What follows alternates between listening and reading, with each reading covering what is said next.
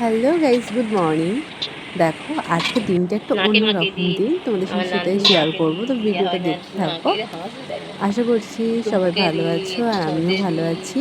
রুমি বিয়ারিস ব্লগে সবাইকে ওয়েলকাম জানাচ্ছি আমার একটা মিষ্টি ব্লগের তো সাথে। শোনা না দেখো শোনা প্রথমেই তোমরা সকাল থেকে দেখতে পাচ্ছ এবার দই দুধ গপুকে এনে নিয়ে, দাও কারণ আজকে পায়েস রান্না গপুর হবে গো বার্থডে। আমার নানটু তো সেটাই আমরা সকালবেলা দেখো গপুকে আগেই স্নান করানো হচ্ছে। তো মা তো সকাল সকাল উঠে কেটে কেটে করেছে ফ্রেশ ফ্রেশ হয়ে ওগুলো 5 টাকা গপুকে কত স্নান করাতে বসে পড়েছে। চিনি দি আর আমি বসে বসে দেখছি যে বাবা গপুর পুচু পুচু স্নান হয়ে বাবা গেলে পুচু পুচু এবার পাছানো আমিও যাবো পুচু স্নান পুচু পুচু করতে, পুচু কারণ পুচু আজকে পুচু পুচু গপুর বাবা বার্থডে, তো ওর বার্থডে লাঞ্চ রেডি করতে হবে।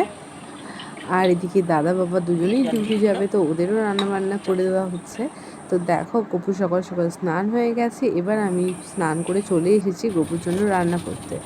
আর আজকে গপুকে একটুখানি খিচুড়ি ভোগ করে দেব, আর এই যে ভাজাভুজি হবে তারই জোগাড় যন্ত্র হচ্ছে। আমি যে একটু নুডল মাখিয়ে নিচ্ছি। আর এই কিছুদিন যাবত তোমাদের এত শরীরটা খারাপ ছিল, প্রচণ্ড জ্বর ছিল, যার জন্য মানে তাড়াহুড়ো করছি কিন্তু কাজও করতে পারছি না খুব একটা। গাইস এখন খুব দুপুর কষ্ট ভোগ হচ্ছে। রান্না হচ্ছে আর আমার শরীরটা খুব খারাপ, কিছুদিন ধরেই খুব শরীরটা খারাপ। তো আজকে শরীরটা প্রচণ্ড খারাপ লাগছে। তো তাও আজকে কবি বার্থডে, তো করে নিই ভোগটা। বৌদিরও শরীর খারাপ, তাই বৌদিও বাড়ি নেই।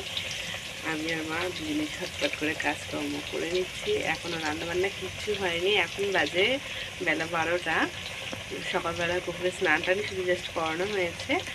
এবার সকালের ভোগটা দেওয়া হয়ে গেছে, যেমন নর্মাল দেওয়া হয়। লাড্ডু বাতাসা মা দিয়েছিল। এবার আমি ভোগটা বানিয়ে নিই। তো চলো ভিডিওটা কন্টিনিউ করতে হবে, আশা করি ভালো লাগবে। তো দেখো আমাদের গপুর দুটো বন্ধু এসে গেছে, সরি দুটো না, তিনটে বন্ধু দেখো এসে গেছে। আর এই যে এগুলো আমার মাইমা হয় সম্পর্ক, তারা গপুকে দিতে এসছে, তাদের বাড়িতে ছিল, আমরা নিমন্ত্রণ করে এসেছিলাম। আর বাবা দেখো অফিস থেকে চলে এসেছে, আর যেহেতু ছিল রথের দিন তো বাবার হাফ ছুটি, তো বাবা ফুলের মালা টালা নিয়ে চলে এসেছে। আর দেখো আমার পায়েসও হয়ে গেছে, আর এই যে খিচুড়ি ভোগটাও রান্না কমপ্লিট হয়ে গেছে। আর বিকেলবেলায় সবাই আসবে প্রসাদ খেতে, তো সব কিছু নিয়ে ওই জন্য জোগাড়জাতি হচ্ছে, বেশি করে খিচুড়ি রান্নাটা করে ফেললাম। যাই হোক এবার আমাদের রান্না কমপ্লিট হয়ে গেছে। এইবার চলো গপুর জন্য আমরা সব গুছিয়ে ফেলি, সাজিয়ে ফেলি। তো দেখো সমস্ত কিছু প্রসাদ আমরা রেডি করে ফেলছি, এবার গপুকে দেবো। তো আমি ঝট করে একটা শাড়িও পরে ফেললাম, আর মেন শরীরটা একদম ভালো নেই, যার জন্য কেমন একটা লাগছে। তো যাই হোক সমস্ত কিছু অ্যারেঞ্জমেন্ট করেছি যতটুকু পেরেছি। এই যে দেখতে পাচ্ছ যে আমার গপুর বন্ধুরা সবাই বসে পড়েছে, আর এই যে আমাদের গপু সোনা, এটা দুপুরবেলা করে সাজিয়ে গুছিয়ে আমি বসিয়ে দিয়েছি।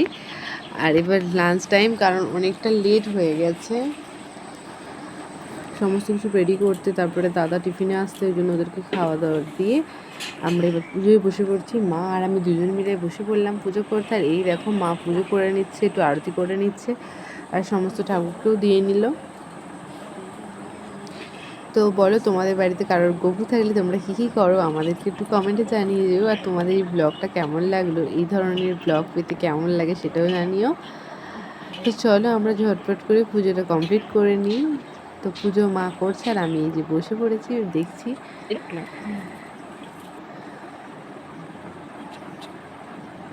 আর এই দেখো মা এদিকে আরতিও করে নিচ্ছে।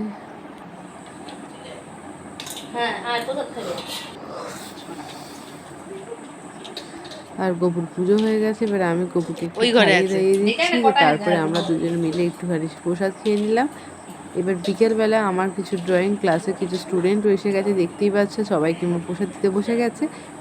এরকম অনেকেই বলা ছিল, তো সবাই আসতে প্রসাদ টসাদ দেওয়া হলো। তো আজকের ব্লগটা কেমন লাগলো